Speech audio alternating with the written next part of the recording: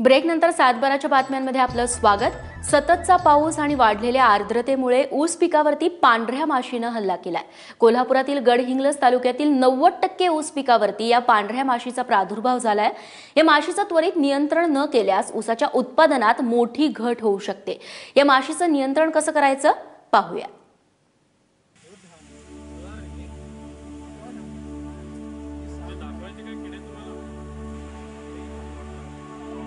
ऊसाच्या पानांवर पडलेले काळे पांढरे डाग आणि हे लहान लहान किडे। कोल्हापुरातील गडहिंग्लज तालुक्यातील बहुतांश ऊस पिकात सध्या हेच चित्र पाहायला मिळते।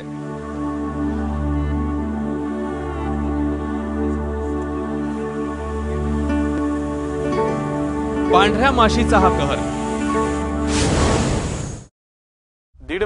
दीड ते 2 महिने झालं ही कीड सुरुवात झालेली आहे।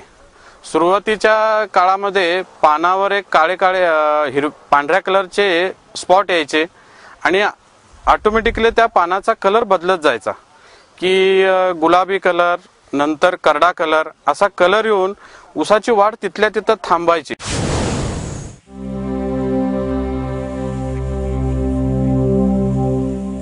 सुरुवातीला ऊसाच्या पानाखाली गुलाबी आणि पांढऱ्या रंगाचे ठिपके दिसू लागले। मात्र ही कीड कोणती आहे हे शेतकऱ्यांच्या लक्षात आलं नाही। मात्र जसजसा प्रादुर्भाव वाढला तसं या माशीने विक्राळ रूप धारण करण्यास सुरुवात केली। रस शोषक असणारी ही माशी पानातील हरितद्रव्य शोषून घेते, त्यामुळे पानं निस्तेज दिसतात। किडीच्या प्रादुर्भावामुळे ऊसाच्या उत्पादनात 50% घट येण्याची शक्यता निर्माण झाली आहे। पांढरी माशी आहे। आपण जर पानाच्या खालच्या बाजूला दिसलं तर 2 प्रकारचं दिसतं, एक पांढरी दिसती आणि काळ्या रंगाचे ठिपके पडलेले आपल्याला दिसून येतात। जी पांढरे आहेत ती पांढऱ्या माशीची पिलं आहेत आणि जे काळे आहेत ती सुप्त अवस्था आहे, म्हणजे कोशावस्था आहे। या कोशावस्थेमध्ये ते काही खात नाहीत। 8 ते 10 दिवसानंतर ह्यातनं परत माशी बाहेर येते आणि पुन्हा अंडी घालते, असं त्याचं जीवनचक्र चालू होतो। सर्वसाधारणपणे 28 ते 35 दिवसामध्ये याची एक पिढी पूर्ण होते आणि याचा प्रसार मात्र फार मोठ्या प्रमाणात होतो। कारण आता ऊसामध्ये आतमध्ये जर आपण गेलात तर आर्द्रता भरपूर आहे, बाहेर तापमान जास्त आहे आणि हे वातावरण पांढऱ्या माशीच्या प्रसारासाठी अत्यंत पोषक असं आहे। पांढरी माशी आकाराने अतिशय लहान असते। ऊसाच्या पानाखाली ती आपलं घर करून अंडी घालते।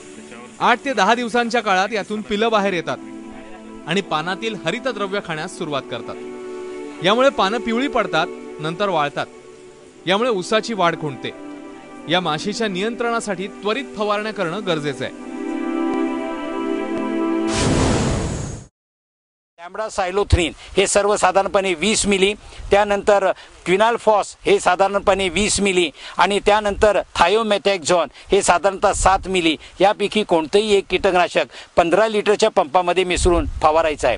फवारणी करत असताना ही जी काळ्या रंगाची कोशावस्था पानाच्या बाजूला जी आपल्याला दिसून येते त्याच्या नियंत्रणासाठी 19-19-19 75 ग्रॅम किंवा 50 ग्रॅम युरिया जर पंपातनं आपण जर मारला तर निश्चितपणाने ही काळी जी कोशावस्था आहे ही मात्र मरून जाते आणि पांढऱ्या माशीचा बंदोबस्त व्हायला मदत होते।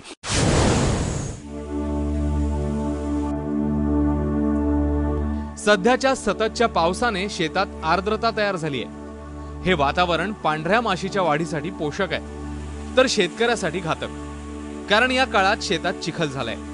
यामुळे फवारणी करणंही कठीण होऊन बसलंय। यावर उपाय म्हणून शेतकऱ्यांनी 2 सरींमधील ऊस दाबून घ्यावा, ज्याला भांगे पाडणं असंही म्हणतात, आणि यानंतर सगळ्या ऊसावर खालील बाजूने फवारणी करावी। फवारणी करताना तोंडाला मास्क लावावा।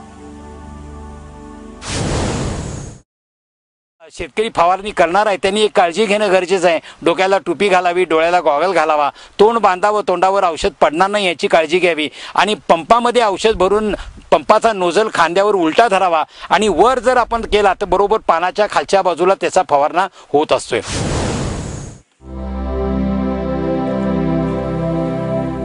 सध्याच्या वातावरणामुळे राज्यातील ऊस पिकावर पांढऱ्या माशीच्या प्रादुर्भावाची शक्यता आहे। यामुळे शेतकऱ्यांनी त्वरित पावलं उचलावी। प्रादुर्भावग्रस्त ऊसावर तज्ञांच्या सल्ल्यानुसार फवारण्या घ्याव्या, तरच यंदा ऊसातून अपेक्षित उत्पादन साधता येईल। चंद्रशेखर खोले, एबीपी माझा, कोल्हापूर।